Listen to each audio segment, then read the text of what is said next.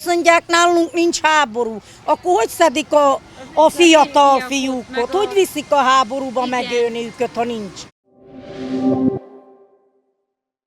Itt vagyunk Kocson, ahol mögöttem jelenleg több mint 100 kárpátaljai menekült vár arra, hogy valami történjen velük. Egy új kormányrendelet értelmében ők ugyanis mától nem jogosultak a menekültszállásra, csak azok, akik a kormány által meghatározott háborús zónából érkeztek. Ők reggel 10 óta várnak, egyelőre nem tudják, mi fog történni, csak azt, hogy Ukrajnába a háború miatt biztos nem akarnak visszamenni. Szar a helyzet. Kilöktek, hová menjünk, gyerekekkel.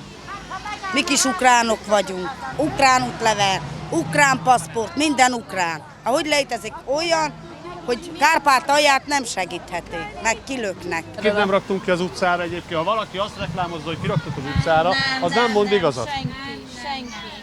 Azt nem. Úgy tudom, hogy önkéntesen jött ki mindenki. Igen.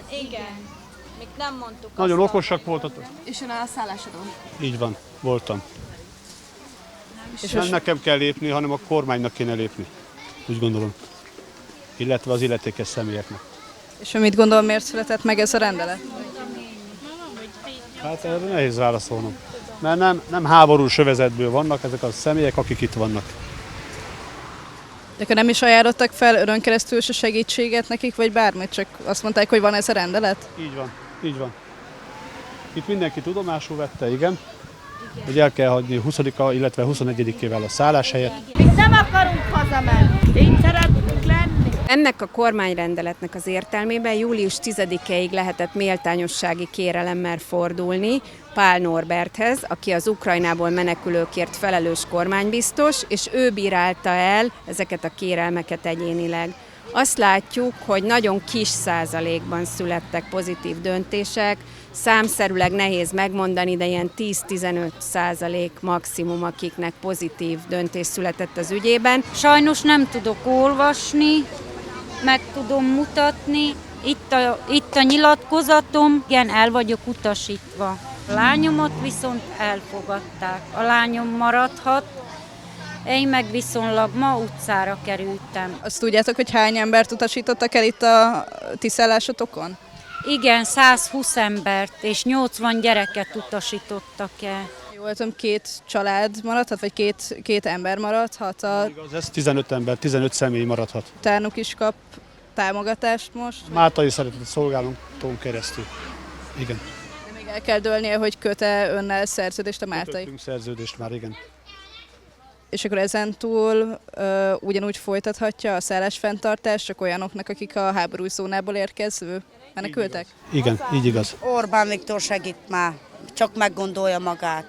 Ugye kint az utcában nem lehetünk sehol kint. Itt nem alhatunk, csak adnak valami segítséget. Én egyedül vagyok. Én pont egy nulla vagyok ebben az országban. Nekem nincs annyi pénzem, hogy ennyi embert el tudjak tartani. Itt van a helyszínen a rendőrség és a polgárőrség is, ők egyelőre csak vigyáznak a menekültekre, azt nem tudják, hogy kinek a feladata megoldani a helyzetet. Lényeg az, hogy tudjátok, nagyon fontos, hogy itt mind menjetek fel az utcára, ne legyünk lenn, ne legyünk láb alatt, hogy ne legyen itt ilyen jelentgetés, hogy mondjuk zavarjuk a forgalmat.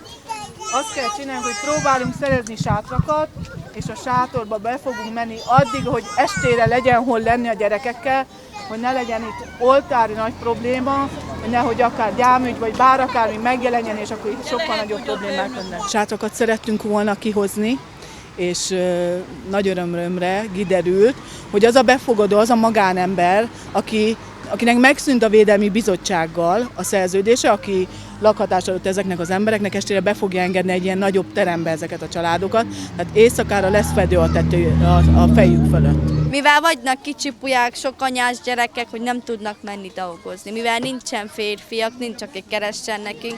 Most, ha mikor hazamegyünk, mik meghalunk otthon éhen. Nem a háborúban, de az éjségtől meghalunk. Úgy menjenek haza, akiknek van nagyfiú, sehogy. Mert senki nem adja oda apujáját, hogy lőjék le. Jó, nekem nincs olyan nagy fiam, mert nekem mind kicsik. De hát én sem nem mennék. Én is védtem őket, hiába kicsik. Ja, honnan jöttek ott a településen, és a férfiakat nagyrészt elvitték? Igen, elvitték, igen. Akkor a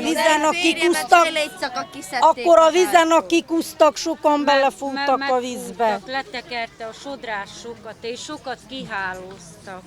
Többeknek az urok otthon maradt, elvitték. Nem tudtak kijönni. Akik szöktek, maguk belefújtak a vízbe, meghaltak.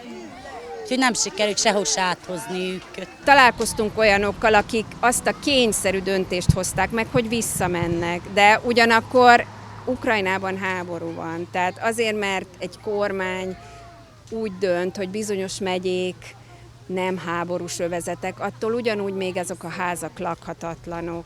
Ablakokat kiszednek, ajtókat eltüzelik, mert nem tudnak menni fajért. Akkor hogy? És behasználnak, amit tudnak. Mert nem használjuk, nem éljük a házat, és feltörik, felhasználik tűzifának, mert nincs lehetőségek, hogy vegyenek tűzifaanyagot, és ezzel tüzelnek, amit tudnak. Ablakot bevernek, kiszedik a tokját, faajtónk van, összeverik, kiszedik tűzre. Nekünk ez kell, hogy fogadjanak vissza bennünket, ugyanoda, hol voltunk. Pénzünk nincs, urunk nincsen. Hová menjünk? Csak itt leszünk az utcán. Másot mit tehetünk? Nem megyek sehova. Szeretnék maradni. Szeretném, hogy támogassanak valami szállóval, hogy nyújtsanak valami támaszt mindannyiunknak, mert mindazt várjuk. Szerintetek miért született meg ez a kormányrendelet? Ez nagyon jó kérdés, ezen már mi is gondolkodtunk, és nehéz megérteni erre a motivációt, mert ez viszonylag kis költségvetési megtakarítással jár, és hatalmas emberi szenvedéssel, úgyhogy nem igazán értem, hogy erre miért volt szükség.